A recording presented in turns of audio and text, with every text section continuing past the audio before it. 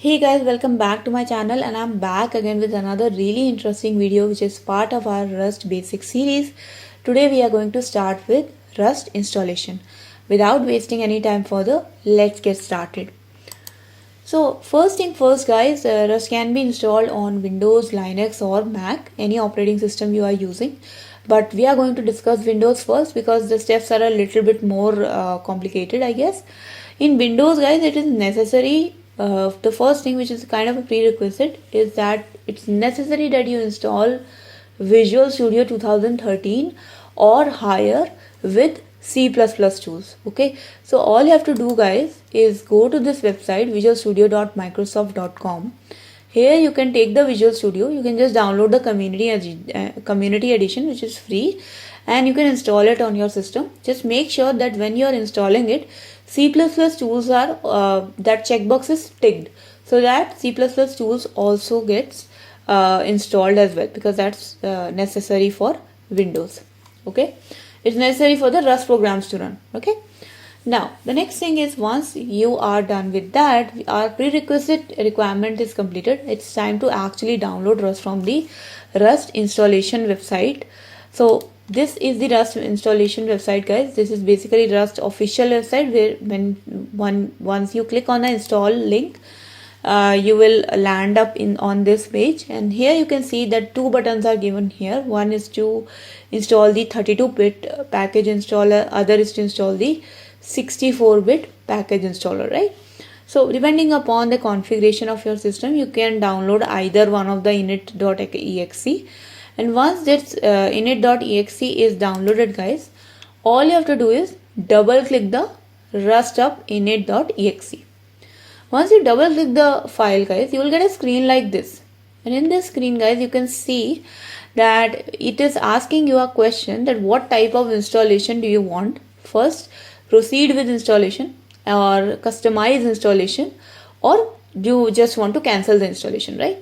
So for ease purposes, just select the default installation. So once you click the once you type number 1, which is the default installation, and hit enter, it would actually start installing the Rust package on your system. Okay, now once the Rust package is installed, how can we verify that the Rust package actually works? So for that guys, you have to go to your command prompt, and in this command prompt guys, all you have to do is type rust c --version.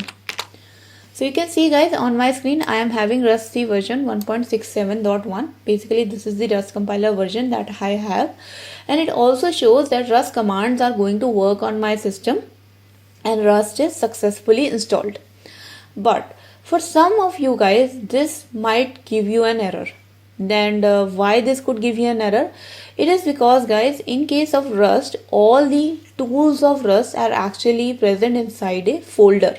Okay, and that folder guys, if you can see on my screen, that folder is basically this, which is actually your home directory path, and then .cargo/bin. So when you install Rust, in this path .cargo/bin, all the Rust tools are present. Okay, now we have to ensure that this path is part of your environment variable path. Now let's say if I type path here and hit enter, this is going to give me the values of the environment variable path. Now in a very generic scenario guys, this path is going to be part of your environment variable, but let's say it is not part of your environment variable. All you have to do is copy it, go to your startup search and select edit environment variables for your account. So once you select that guys, you will get a window like this, and in this window guys, you can see that there is a path variable, right? And you can see for my case, I'm already having the .cargo/bin package folder here. But if you don't have it, you just click on new, add that path. So add that path like this, and then it will automatically add it by clicking on the OK button.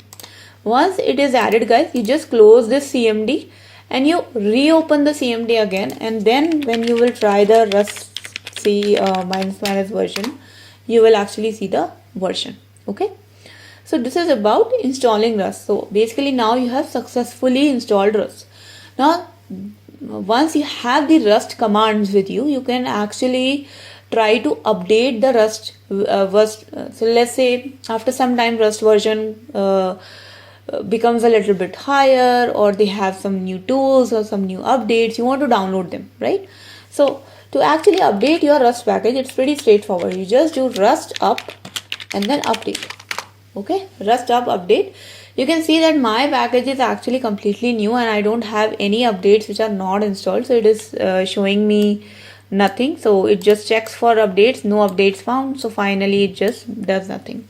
But for you, if it's an old package, it will actually start downloading the updates and installing them, right?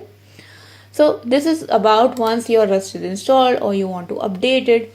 However, if you want to uninstall Rust, there is a command called as rust up self uninstall. So you can actually uninstall Rust through its tool as well, which is rust up. Okay. So this is how you can install Rust in Windows, guys. In case of Mac or Linux, there is a very simple, straightforward command. You just type this command, or copy paste this command in your terminal, hit enter, and this is going to install Rust. Once Rust is installed, again you can use rustc, rust up commands to actually update your Rust package or check the version of your package. Okay. Now for people who do not have this command, if you can just go to the Rust install page, you will actually see that this command is also mentioned there. Okay. So there you go, guys. It is pretty easy to actually install Rust, and these are all the steps which can help you to do so. I hope this video was informative for you guys. If it did help you in any way, then please do like this video and share this video with your friends. If you have any questions, comments, suggestions, feedback for me, then please do write down in the comment section so that I can answer them and everyone else can also learn from it. If you have not subscribed to my channel, then please do subscribe and hit the bell icon for future notifications of more such programming and coding related videos. Thank you so much for watching. I'll see you guys in the next video. Until then, take care and bye bye.